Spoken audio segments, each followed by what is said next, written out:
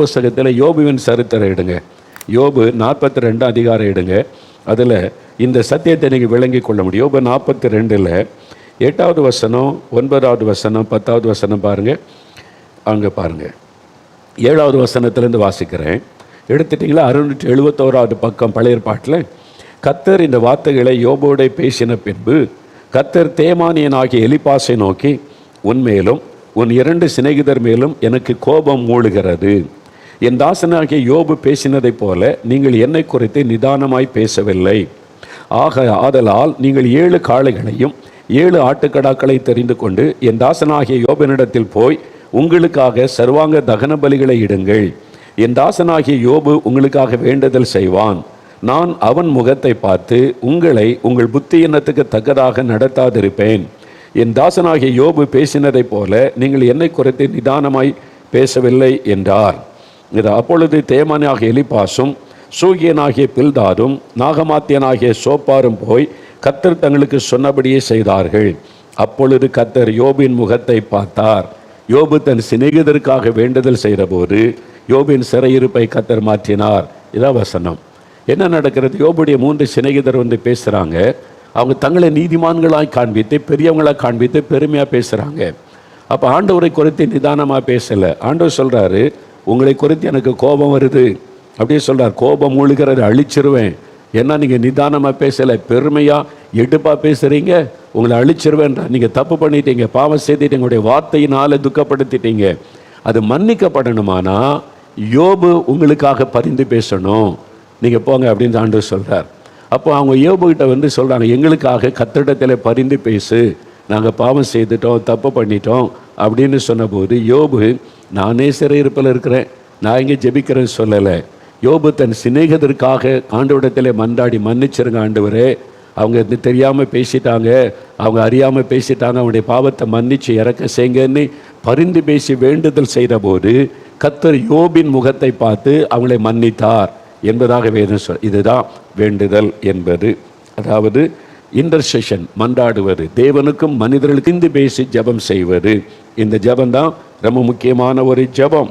இயேசு கிறிஸ்து கூட பாருங்க, கர்த்தருடைய ஜெபத்தில் மத்தேயு 6 அதிகாரம் 12-13 ஆண்டவரே எங்களுக்கு மன்னியும், நாங்கள் பிறருடைய குற்றங்களை மன்னிப்பதை போல எங்களுக்கு மன்னியும், ஆண்டவரிடத்தில் தாழ்த்தி எங்களுக்கு மன்னியும் என்று சொல்லி மன்றாடுவது, எங்களை தீமை நின்று ரட்சித்து கொள்ளும் அப்படி வேண்டிக் கொள்ளுவது. அந்த மாதிரி ஒரு ஜெபம் இது. இயேசுடைய ஜெபம் பாருங்களேன். லூக்கா 17, யோவான் 17 அதிகாரம் 15வது வசனம். யோவான் 17 அதிகாரம் முழுவதுமே இயேசு, அதாவது பிரதான ஆசாரியனுடைய ஜெபம், ஒரு ஆசாரியனுடைய ஜெபமாக யோவான் 17 அதிகாரம் சொல்லப்படுகிறது. அந்த முழுவதுமே இயேசு ஜெபித்த ஜெபம் எழுதப்பட்டிருக்கிறது. அதில் 15வது வசனம் பாருங்க. ஆண்டவரே, தன் சீஷருக்காக இயேசு ஜெபிக்கும்போது, நீர் அவர்களை உலகத்திலிருந்து எடுத்துக்கொள்ளும்படி நான் வேண்டிக் கொள்ளாமல் நீர் அவர்களை தீமை நின்று காக்கும்படி வேண்டிக் கொள்கிறேன். தன்னுடைய சீஷருக்காக பிதா கிட்ட பரிந்து பேசுகிறார். இயேசு கிறிஸ்து பரிந்து பேசி ஜெபம் செய்வதை நம்ம பார்க்கிறோம். அப்போ அதே மாதிரி மற்றவர்களுக்காக ஆண்டவரிடத்தில் பரிந்து பேசி ஜெபிப்பது, அதான் வேண்டுதல், இன்டர்செஷன், மன்றாடுவது, மன்றாட்டு ஜெபம் என்பது அதுதான். பிறருக்காக ஆண்டவரிடத்திலே மன்றாடுவது. இயேசு அந்த மாதிரியை நமக்கு காண்பித்தார்.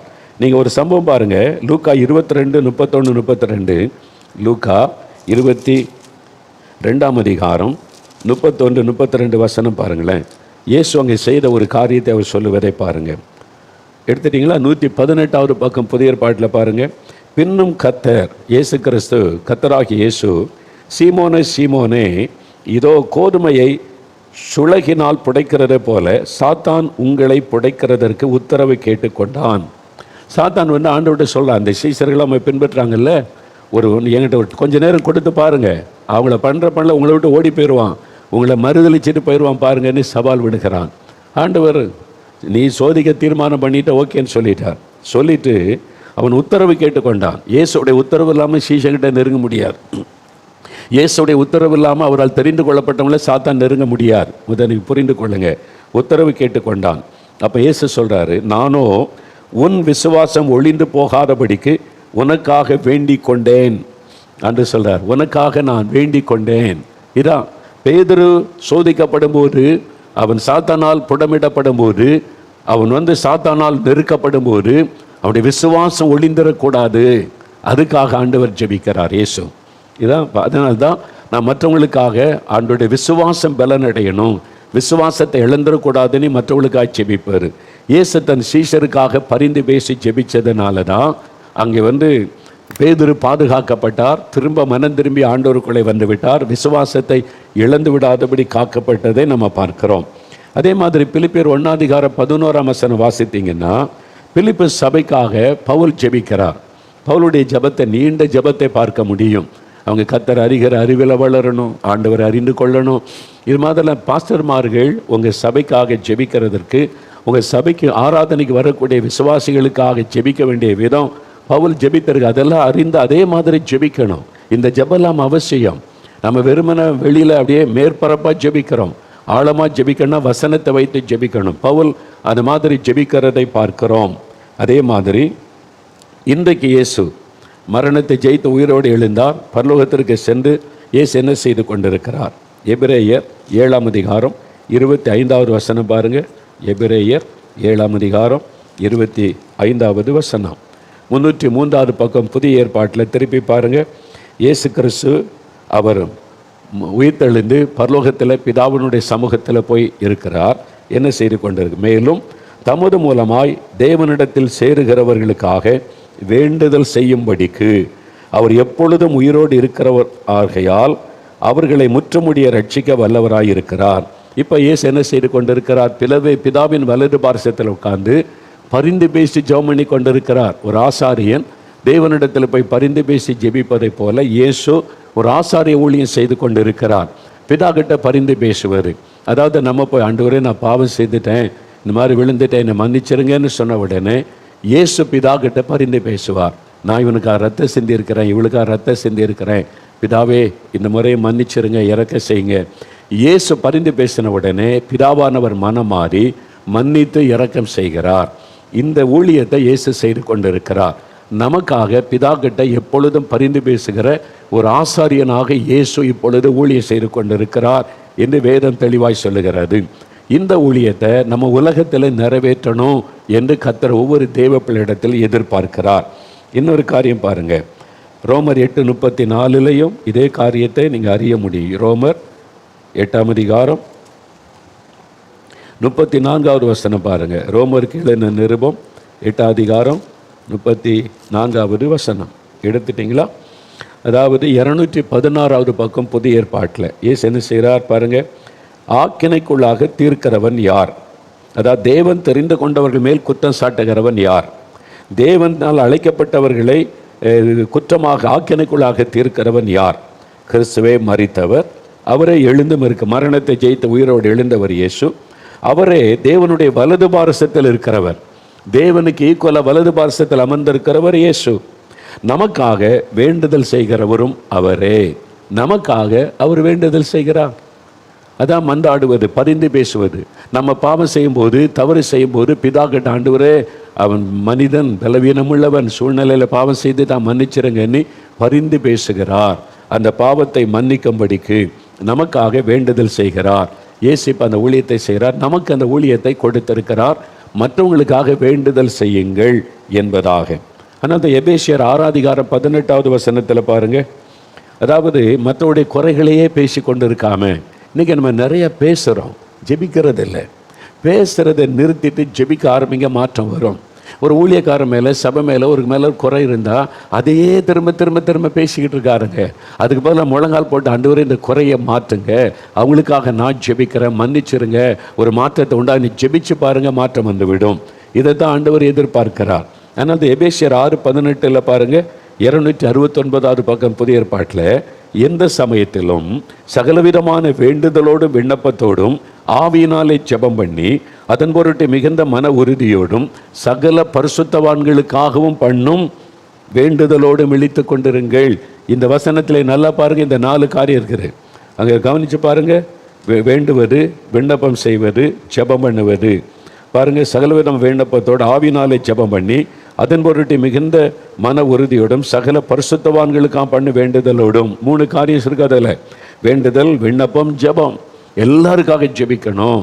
மற்றவங்க தவறு செய்யும்போது ஆண்டவர்கிட்ட பரிந்து பேசி ஜெபிப்பது. ஆண்டவரே மன்னிச்சிருங்க, இறக்க செய்யுங்க, நான் உங்களுக்காக உங்களுடைய சமூகத்தில் நின்று ஜெபிக்கிறேன் என்பதுதான் பரிந்து பேசுகிற ஜெபம், மன்றாடுகிற ஜெபம் என்பது. ஒரு தனிப்பட்ட ஆளுக்காக மன்றாடி ஜெபிக்கதான் திறப்பில் நின்று ஜெபிப்பது, மன்றாடி ஜெபிப்பது. ஒரு பட்டணத்துக்காக, ஒரு தேசத்துக்காக ஜெபிப்பது. சில உதாரணங்களை பார்த்தா நமக்கு விளங்கிறோம். எண்ணாகமம் 12ஆம் அதிகாரம், பழைய ஏற்பாட்டில் எண்ணாகமம் 12ஆம் அதிகாரம் எடுங்க.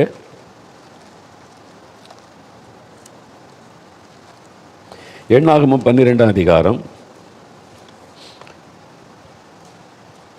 எடுத்துட்டிங்களா? 185வது பக்கம் பழைய ஏற்பாட்டில் முதல்ல 2 வசனத்தை வாசிக்கிற கவனிங்க. எண்ணாகமம் 12ஆம் அதிகாரம் 13வது வசனம் பாருங்கள். 13வது வசனம். அப்பொழுது மோசே கர்த்தரை நோக்கி, என் தேவனே அவளை குணமாக்கும் என்று கெஞ்சினான். இந்த வசனத்தை கவனிங்க. மோசே தேவனிடத்தில் கெஞ்சினான் என்று பிசிச். ஆண்டவரே, ஐ பிசிச் யூ லார்ட், கெஞ்சுகிறேன்.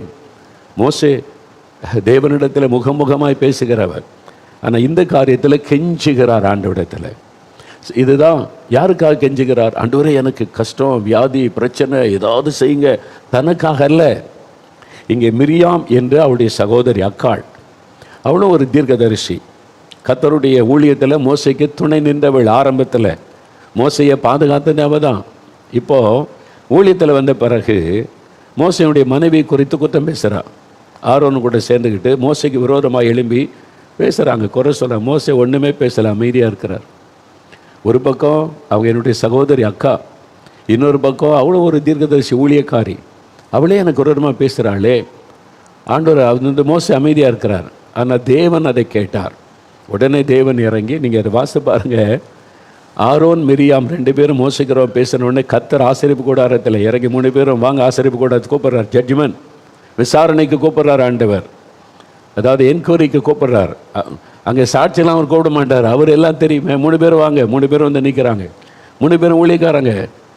ஆசாரியன், 2 பேரும் தீர்க்கதரிசிகள், உடன் பிறந்தவங்க. 3 பேரும் வந்து 3 பேரும் முக்கியமான ஆட்கள் ஊழியத்தில். இப்போ ஆண்டவர் என்ன சொல்கிறாரு? மோசைக்கு விரோதமாக எப்படி நீங்கள் பேசுகிறீங்க? உங்களுக்கு என்ன துணிகரம் வந்தது? மோசையோடு நான் முகமுகமாக பேசுகிறேன், அவனை போல சாந்தமுள்ளவன் இல்லை. நீங்கள் துணிகரமாக பேசுகிறீங்க. ஆண்டவர் நீ என்ன பேசுன, நீ என்ன விசாரணைலாம் பண்ணல. அவருக்கு தான் எல்லாம் தெரியுமே. கர்த்தர் நியாயம் தீர்த்துட்டு அப்படி தான். ஆண்டவர் சும்மா இருக்கிறதுனால நிறைய பேர் திமிராக பேசிக்கிட்டே இருக்கிறாங்க. எல்லா நாளும் சும்மா இருக்க மாட்டார். மனம் திரும்ப வாய்ப்பு தருவார்.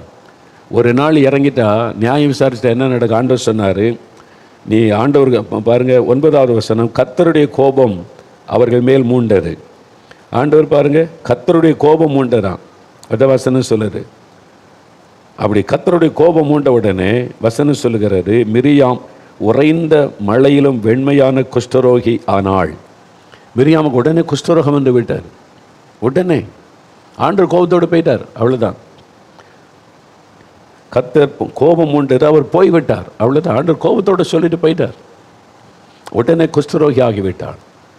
அந்த பாவத்தினால மிரியாம் பாதிக்கப்பட்டு விட்டாள். அவள் செய்த தவறு, ஊழியக்காரனுக்கு விரோதமாய் பேசினதுனால பாதிக்கப்பட்டு குஷ்டரோகி ஆகிவிட்டாள்.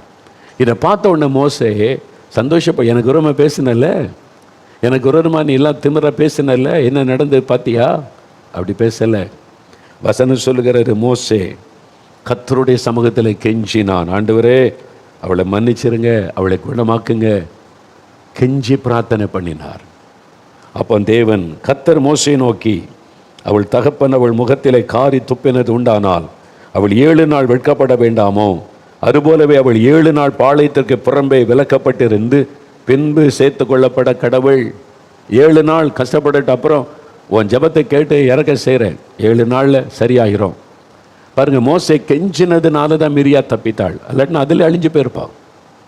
அப்போது நான் உங்களுக்கு விரோதமாக ஒருத்தர் பேசுகிறாங்க செய்கிறாங்கன்னா அவங்களுக்காக ஆண்டவரிடத்தில் மன்றாடுங்க, வேண்டுதல் செய்யுங்க, மன்னிச்சிருங்க ஆண்டவரை, இறக்க செய்யுங்க.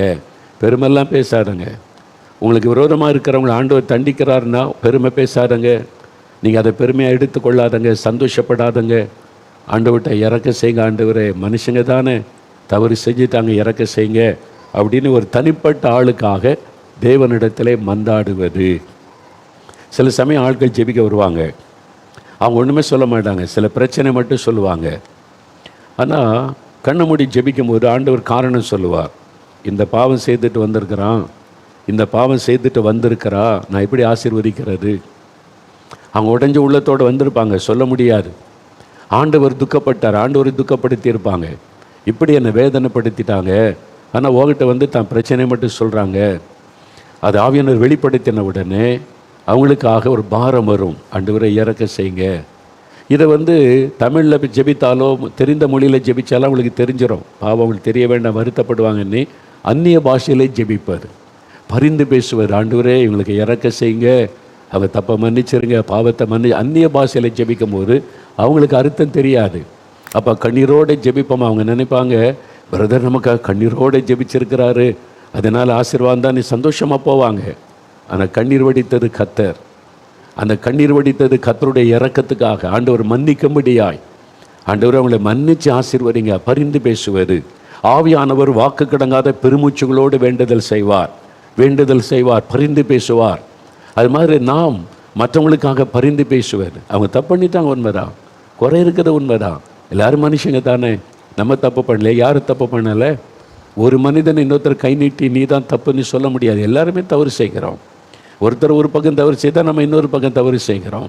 ஆண்டவர்கிட்ட மற்றவங்களுக்காக பரிந்து பேசுவது, அதான் வந்து இன்டர்செஷன் என்பது. அப்படி ஜெபிக்கும்போது ஆண்டவர் மோசேயின் நிமித்தம் மிரியாமுக்கு இறக்க செய்தார். அதே மாதிரி யாத்திராகமம் 32 அதிகாரம் எடுங்க. யாத்திராகமம் 32 அதிகாரம். ஒரு இன மக்கள், ஒரு தேச மக்கள், அதான் நம்ம தேசத்துக்காக ஜெபிக்கும் போது மந்தாடணும், பரிந்து பேசணும்னு சொல்கிற காரணம், நீங்கள் எந்த தேசத்தில் இருக்கணும் அந்த தேசத்துக்காக ஆண்டவரிடத்தில் மன்றாடுவது. இந்த யாத்திராகமம் 32 அதிகாரத்தில் 12, 13, 14 வசனம் பாருங்களேன். முதல்ல இந்த வசனத்தை வாசிப்போம். 112வது பக்கம் பழைய ஏற்பாட்டில் எடுத்துட்டிங்களா? அப்பொழுது அதாவது ஆண்டவர் அந்த மோசே ஜெபிக்கிறார் பாருங்க. மலைகளில் அவர்களை கொன்று போடவும், பூமியின் மேல் இராதபடி அவர்களை நிர்மூலமாக்கவும், அவர்களுக்கு தீங்கு செய்யும் பொருட்டே அவர்களை புறப்பட பண்ணினார் என்று எகிப்தியர் சொல்லுவானேன். உம்முடைய கோபத்தின் உக்கிரத்தை விட்டு திரும்பி, ஆண்டவர் கோபத்தோடு நிற்கிறார். இவங்களை அழிக்க போகிறேன். விக்கிரகாராதனை பண்ணுறாங்க, விபச்சாரம் பண்ணுறாங்க, வேசித்தனம் பண்ணுறாங்க, குடிக்கிறாங்க, வெறிக்கிறாங்க. நான் இவங்களை அழைச்சிட்டு வந்து புதிய தேசத்தை கொடுக்க நினைச்சா இப்படி நடக்கும், இவங்களை அழிச்சிட்றேன், மோசே விடு அப்படின்றார். கோபம். இப்போ மோசே ஆண்டவரிடத்தில் பரிந்து பேசுகிறார். ஆண்டவரே உம்முடைய கோபத்தின் உக்கரத்தை விட்டு திரும்புங்க. ஆண்டவரை மனம் திரும்ப சொல்கிறார். ஆண்டவரே நீங்கள் மனம் திரும்பிடுங்க, அந்த ஜனங்க தானே சொல்லிட்டு, உமது ஜனங்களுக்கு தீங்கு செய்யாதபடிக்கு அவர்கள் மேல் பரிதாபம் கொள்ளும். Lord have Mercy upon them. அவங்க மேலே இரக்கமையும் பரிதாபம் கொள்ளும். அவங்க மனுஷங்க, தப்பு பண்ணிட்டாங்க, உங்களை துக்கப்படுத்திட்டாங்க, இறக்க செய்யுங்க. உமது தாசனாகிய ஆபிரகாமையும் ஈசாக்கையும் இஸ்ரவேலையும் நினைத்தருளும். உங்கள் சந்ததியை வானத்து நட்சத்திரங்களைப் போல பெருக பண்ணி நான் சொன்ன இந்த தேசம் முழுவதையும் உங்கள் சந்ததியார் என்றைக்கும் சுதந்திரித்து கொள்ளும்படி அவர்களுக்கு கொடுப்பேன் என்று உம்மை கொண்டே அவர்களுக்கு ஆணையிட்டு சொன்னீரே என்று கெஞ்சி பிரார்த்தித்தான். சரிங்களா? கெஞ்சுகிறார். பரிதாபம் கொள்ளுங்க ஆண்டவரே, இறக்கம் செஞ்சிருங்க ஆண்டவரே, கோபப்படாதங்க, மன்னிச்சிருங்க. இதான் மந்தாட்ட ஜெபம். ஒரு தேசத்தில் விக்கிரகாராதனை, வேசித்தனம், விபச்சாரம், மந்திரவாதம், மனுஷ வணக்கம் பெருகுனா அது தேவனை கோபப்படுத்தும், அந்த தேசத்துக்கு சாபமாகிவிடும்.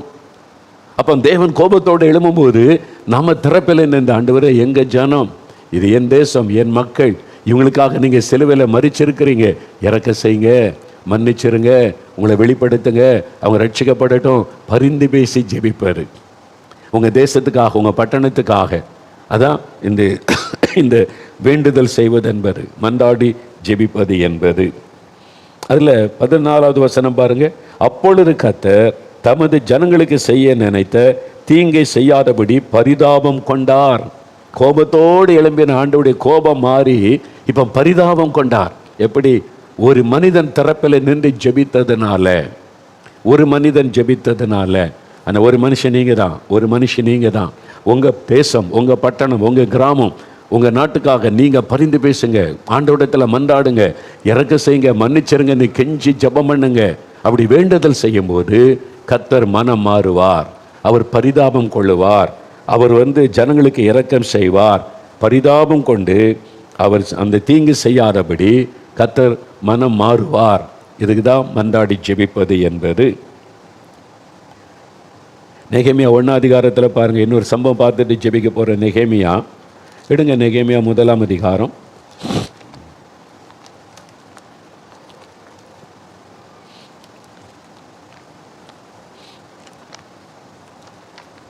நெகேமியா 1 அதிகாரம்.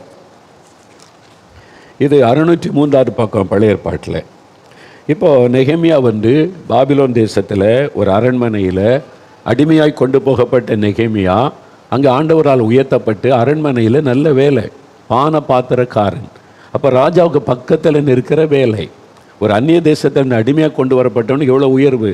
கர்த்தர் அவனுடைய உண்மையை பார்த்து உயர்த்தி இருந்தார். அதாவது ராஜா குடிக்கக்கூடிய பானத்தை இவர் ருசி பார்த்து ராஜாவுக்கு கொடுப்பான். பான பாத்திரக்காரன். என்ன, ராஜாவுக்கு யாராவது விஷம் கலந்துருப்பாங்களோ அதனால் சந்தேகப்பட்டு பக்கத்தில் ஒருவர் வைத்து அவன் குடித்து சோதித்த பிறகு தான் ராஜா குடிப்பாங்க. ருசியும் சோதிக்கணும், ஆபத்து இருக்கான்னு சோதிக்கணும். அப்போ ராஜாவுக்கு நம்பிக்கையான ஆள் தான் கூட இருப்பாங்க. அந்த மாதிரி நெகேமியா அரண்மனையில் ராஜாவுக்கு பக்கத்தில் வேலை.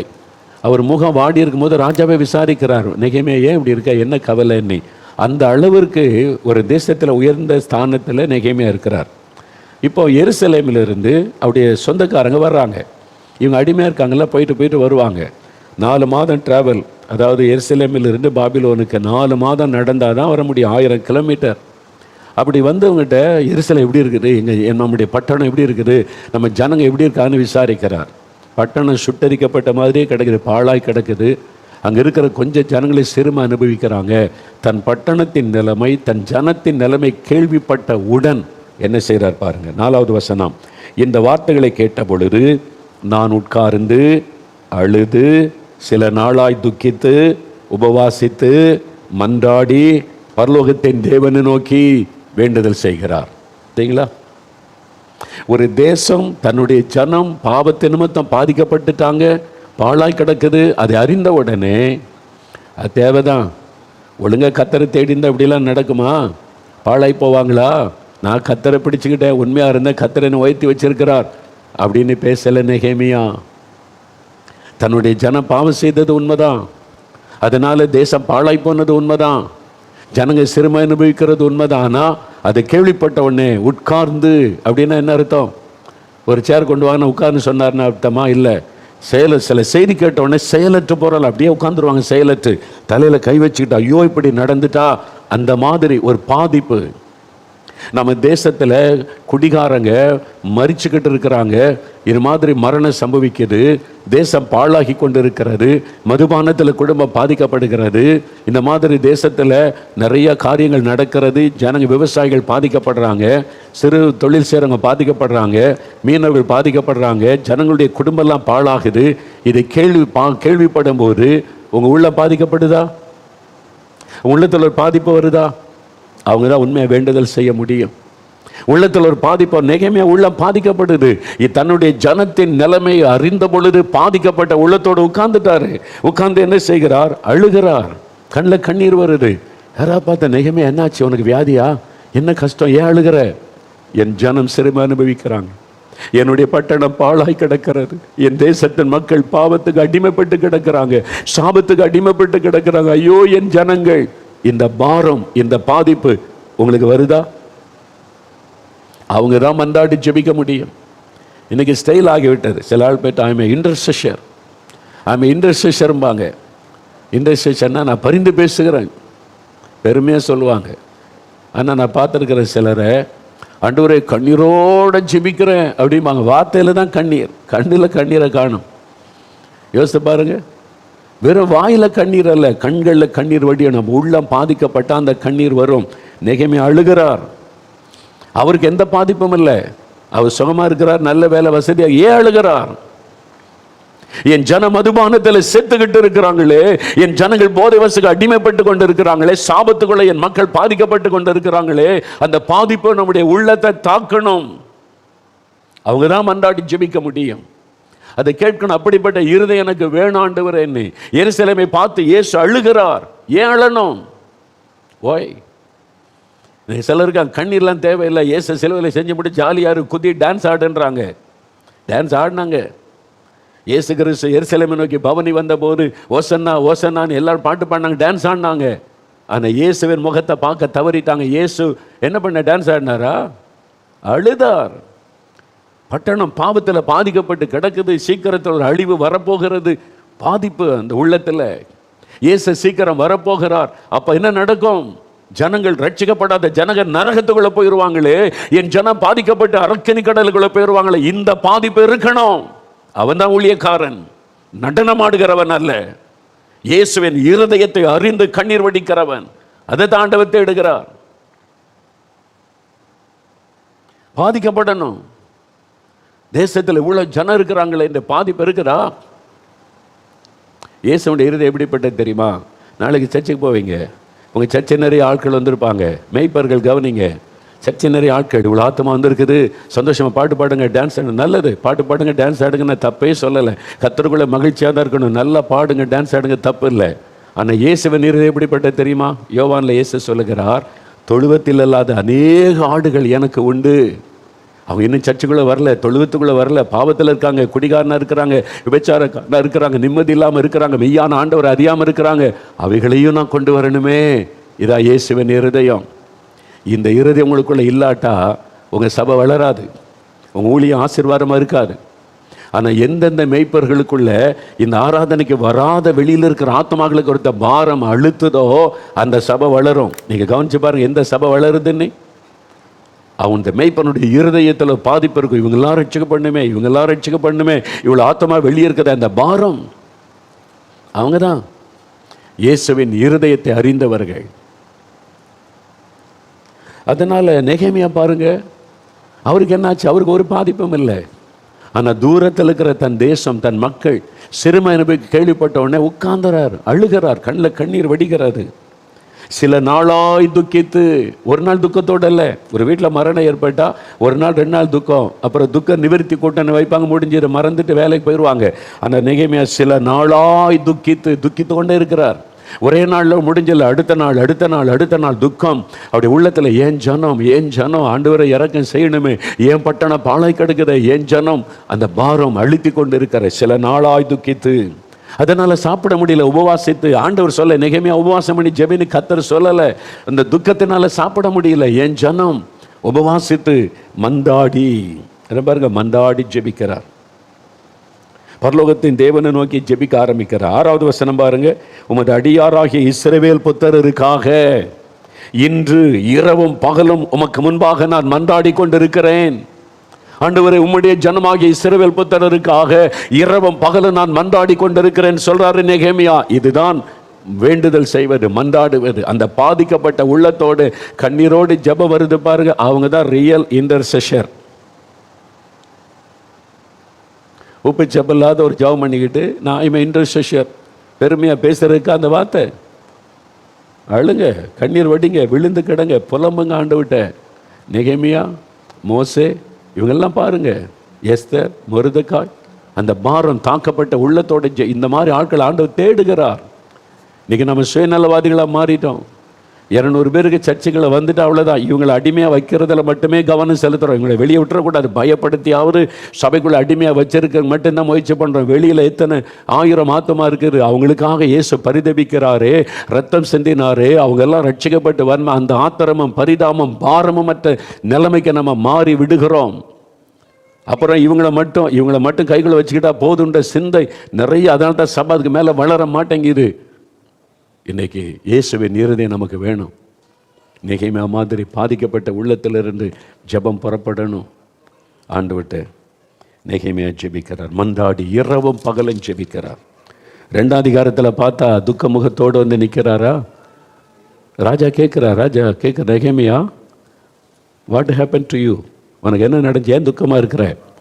உனக்கு வியாதியெல்லாம் ஒன்றும் கிடையாது, மனதின் துக்கம். என்ன காரியம்? நீ துக்க முகத்தோடு இருக்கிறது என்ன?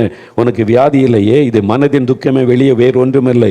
ராஜா கேட்குற, தேசத்தின் ராஜா, அவ்வளோ பெரிய பிரபலமானவர், இப்போ இருக்கிற சாதாரண ஆள் இல்லை. அவர் கேட்குறார். அவர் என்ன சொல்றார் பாருங்க, நகரம், என்னுடைய நகரம் பாழானதும் அதன் வாசல்கள் அக்னியால் சுட்டரிக்கப்பட்டதும் என் ஜனங்கள் சிறுமை அனுபவித்து கொண்டிருக்கும் போது நான் துக்கமுகமாக இராதிருப்பது எப்படி? என்னால் எப்படி சந்தோஷமாக இருக்க முடியும்? என்னால் எப்படி மகிழ்ச்சியாக இருக்க முடியும்? ஜனம் ஐயா, கோடிக்கணக்கான 144 கோடி மக்கள் இந்தியாவில் பாவத்தில் சாபத்தில் அழிந்து கொண்டு இருக்கிறாங்களே, இந்த ஜனங்கள் நரகத்தை நோக்கி போய் கொண்டு இருக்கிறாங்களே, இத்தனை கோடி மக்கள் இப்படி இருக்கும்போது எப்படிங்க சந்தோஷமாக இருக்க முடியும்? துக்கமாக எப்படி இருக்க முடியாமல் இருக்க முடியும்? துக்கமாக தான் இருக்க முடியும். பாதிப்பு உள்ளத்தில் இருக்குது. இந்த மக்கள் ரட்சிக்கப்படணுமே என்ற பாதிப்பு ஏக்கம் உங்களுக்கு இருக்குதா? அப்போ ஒப்பு கொடுங்க, ஆண்டவரே இந்த வேண்டுதல் செய்கிற அபிஷேகம் எனக்கு வேணும், பரிந்து பேசுகிற அபிஷேகம் எனக்கு வேணும், நான் ஜெபிக்கணும் ஆண்டவரே அப்படின்னு கேட்கணும். தேசத்துக்காக, மக்களுக்காக, உங்கள் கிராமத்தின் மக்கள், உங்கள் பட்டணத்தின் மக்கள், உங்கள் மாநிலத்தின் மக்கள், உங்கள் தேசத்தின் மக்களுக்காக பரிந்து பேசணும். இப்போ ஜெபிக்க போகிறோம். சில நிமிட நேரம் அப்படியே முடிந்தால் முழங்கால் படியிடுங்க, அல்லது கண்களை மூடி நெகேமியாவை போல, மோசையை போல, எஸ்தரை போல, ஒரு முர்தகாயை போல, ஆண்டவர் ஒரு பவுலை போல, ஒரு இயேசுவை போல நான் கண்ணீர் விட்டு பட்டணத்துக்காக, ஜனங்களுக்காக ஜெபிக்கணுமே, அந்த வேண்டுதல் செய்யணுமே, திறப்பில் நிற்கணுமே. அந்த அபிஷேகத்தை தாங்க, அந்த ஆவியை தாங்க. ஜோமனுங்க, கண்களை மூடி ஜோமனுங்க, ஜோமனுங்க. வாலிப தம்பி ஜோமனுங்க, வாலிப மகளே கேளுங்க, குட்டி பிள்ளைகள் கேளுங்க. ஆண்டவரே இந்த பாரத்தை எனக்கு தாங்க, இந்த ஜப ஆவியை எனக்கு தாங்க, மந்தாட்டின் ஆவியை என் மேலே ஊற்றுங்க. என் ஜனத்துக்காக பரிந்து பேசி ஜெபிக்க, என் மக்களுக்காக மந்தாடி ஜெபிக்க. ஆண்டவரே இந்த பாரத்தை எனக்கு தாங்க. என் ஜனத்தின் பாவத்தை மன்னியும், என் தேசத்தின் பாவத்தை மன்னியும், என் ஜனங்களுக்கு இரக்கம் செய்யும். அறியாமையினால அவங்க இந்த மாதிரி இருக்கிறாங்க. மன்னியும், மன்னியும், இரக்கம் செய்யும். ஜெபிங்க, ஜெபிங்க. அந்த பாரத்தை தாங்க, அந்த ஜபாவியை தாங்கன்னு கேளுங்க. ஆண்டவரே மந்தாட்டின் ஆவியை ஊற்றுங்க. நெகேமியாவுக்குள்ளே காணப்பட்ட ஆத்ம பாரமும் மந்தாட்டு இருதயம் இந்த மகளுக்குள்ளே வரட்டும், இந்த மகனுக்குள்ளே வரட்டும், ஊழியர்களாகிய எங்களுக்குள்ளே வரட்டும். ஆண்டவரே பவுலை போல கர்ப்ப வேதனைப்பட்டு கண்ணீர் விட்டு ஜெபிக்கிற அந்த பாரம் எங்களுக்குள்ளே வரட்டும், ஒவ்வொருவருக்குள்ளே வரட்டும். ஆண்டவரே இவர்களை நிரப்ப மந்தாடி ஜெபிக்கிற அந்த வேண்டுதல் செய்கிற அனுபவத்தை தாரும். அதற்காக நான் ஜெபிக்கிறேன். சிறு பிள்ளைகளை எழுப்போம், வாலிபர்களை எழுப்போம், ஊழியர்களை எழுப்போம். மன்றாடி ஜெபிக்கிற கிருபைகளை தாங்க ஆண்டவரே. அந்த ஜெப ஆவியை ஊற்றுங்க ஆண்டவரே. என் தேசத்துக்காக, என் மக்களுக்காக பரிந்து பேசி ஜெபிக்கிற அந்த வேண்டுதலின் அபிஷேகம் இறங்கட்டும், அந்த அபிஷேகம் இறங்கட்டும். நிரப்புங்க கர்த்தர். என்ற கண்ணீர் நிறைந்த கண்களை தாங்க. என் தலை தண்ணீரும் என் கண்கள் கண்ணீருமானால் நலமாயிருக்குமே. என் ஜனங்களுக்காக இரவும் பகலும் அழுது புலம்புவேனே என்று எரேமியாக்களை எழுப்புங்க ஆண்டவரே. எங்களை ஒப்பு கொடுக்கிறோம், அர்ப்பணிக்கிறோம். இயேசு கிறிஸ்துவின் நாமத்தில் ஜெபிக்கிறோம் பிதாவே. ஆமேன், ஆமேன்.